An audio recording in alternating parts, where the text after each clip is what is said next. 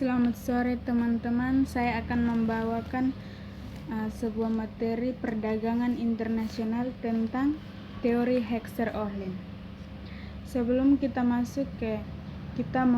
membahas teori Heckscher-Ohlin, kita harus tahu apa itu perdagangan internasional. Nah, perdagangan internasional merupakan suatu kegiatan perdagangan yang dilakukan antar negara guna menciptakan siklus dagang secara menyeluruh dan mendunia atau antar negara.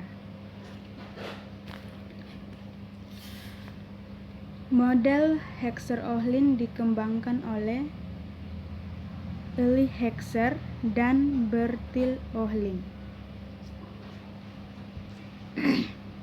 Teori Heckscher-Ohlin atau yang dikenal dengan HO, teori perdagangan internasional modern, dimulai ketika ekonomi Swedia yaitu Elie Heckscher dan Bertil Ohlin mengemukakan penjelasan mengenai perdagangan internasional yang belum mampu dijelaskan dalam teori keunggulan komparatif.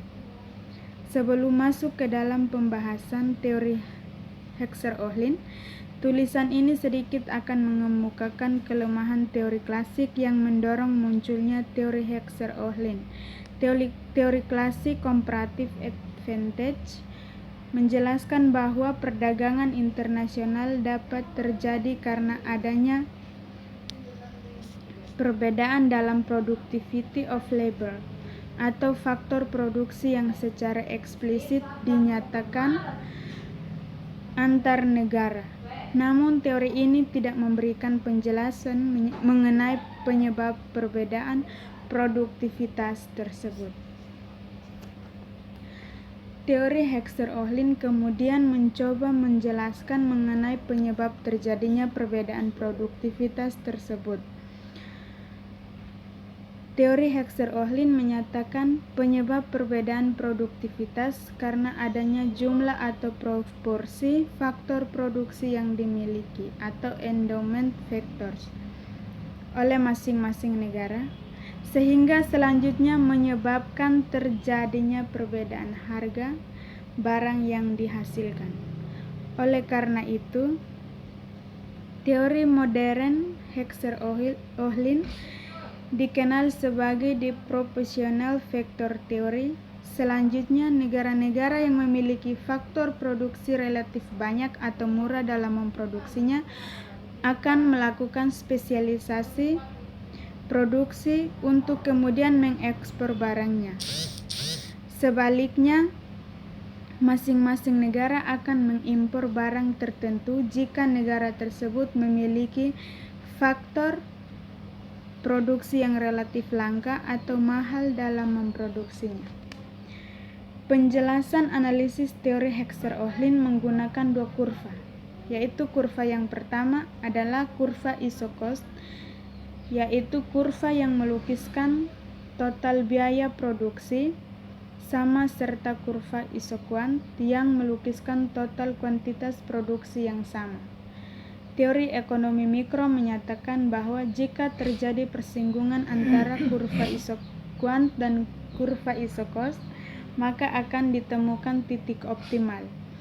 Sehingga dengan menetapkan biaya tertentu, suatu negara akan memperoleh produk maksimal atau sebaliknya dengan biaya yang minimal, suatu negara dapat memproduksi sejumlah produk tertentu.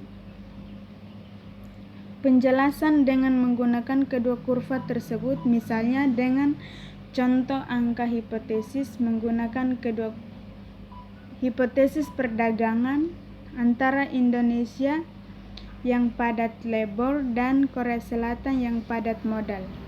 Misalnya, Indonesia mempunyai kurva isocost seperti terlihat dalam gambar di bawah ini.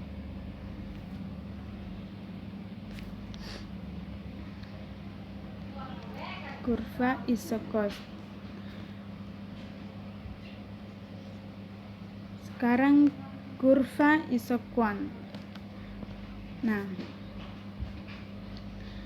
gambar harga faktor produksi di atas memberikan penjelasan bahwa untuk isokuan 300 sepatu dengan proses produksi labor intensif di Indonesia menyinggung isokos $900 pada titik A. Sehingga proses produksi 300 unit sepatu yang labor intensif akan lebih murah karena jumlah faktor produksi labor yang dimiliki oleh Indonesia relatif lebih melimpah dan murah sehingga unit biaya hanya $2,66.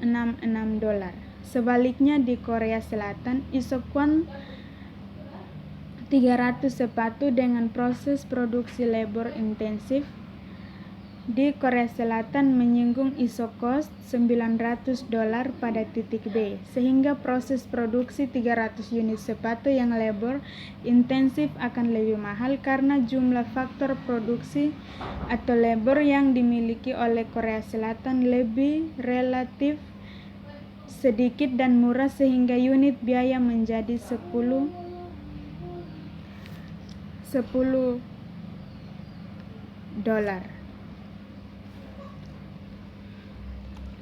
Sedangkan kondisi sebaliknya, untuk isokuan 90 unit televisi di Indonesia menyinggung isokos $900 pada titik C, sehingga proses produksi 90 unit televisi yang kapital intensif akan lebih mahal karena jumlah faktor produksi atau kapital yang dimiliki oleh Indonesia relatif lebih langka dan mahal sehingga unit biaya menjadi $10.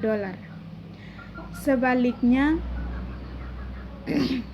di Korea Selatan, isokuan 90 televisi dengan proses produksi kapital intensif di Korea Selatan menyinggung isokos $800 pada titik D, sehingga proses produksi 90 unit televisi yang kapital intensif akan lebih murah karena jumlah faktor produksi atau kapital yang dimiliki oleh Korea Selatan lebih sedikit dan murah sehingga unit biaya menjadi $8,88.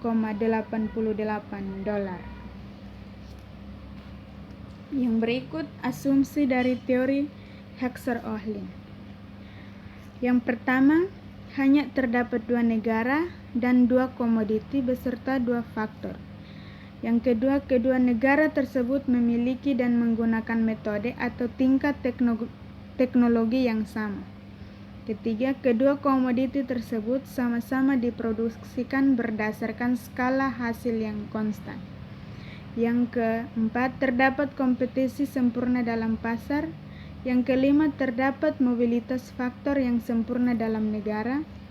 Yang keenam, semua sumber daya produktif dan atau faktor produksi pada masing-masing negara dapat dikerahkan secara penuh dalam kegiatan produksi. Yang berikut, perdagangan internasional yang terjadi sepenuhnya seimbang. Dan yang terakhir, tidak ada biaya transportasi. Hipotesis dari teori Heckscher-Ohlin adalah sebelum melakukan kritik terhadap teori Heckscher-Ohlin di bawah ini akan dikemukakan hipotesis yang telah dihasilkan oleh teori Heckscher-Ohlin. Yang pertama, produksi barang ekspor di tiap negara naik sehingga produksi barang impor di tiap negara menurun. Yang kedua, harga atau biaya produksi suatu barang akan ditentukan oleh jumlah atau proporsi faktor produksi yang dimiliki masing-masing negara. Yang ketiga, harga labor di kedua negara cenderung sama. Misalkan harga barang A di kedua negara cenderung sama. Dan demikian pula harga barang B di kedua negara pun cenderung sama. Perdagangan akan terjadi antara negara yang kaya kapital dan negara yang kaya labor. Kelima, masing-masing negara akan cenderung melakukan spesialisasi produksi dan mengekspor barang tertentu karena negara tersebut memiliki faktor produksi yang relatif banyak dan murah untuk melakukan produksi. Sehingga negara yang kaya kapital akan mengekspor padat kapital dan impornya padat karya, sedangkan negara kaya akan labor, ekspornya padat karya dan impornya padat kapital.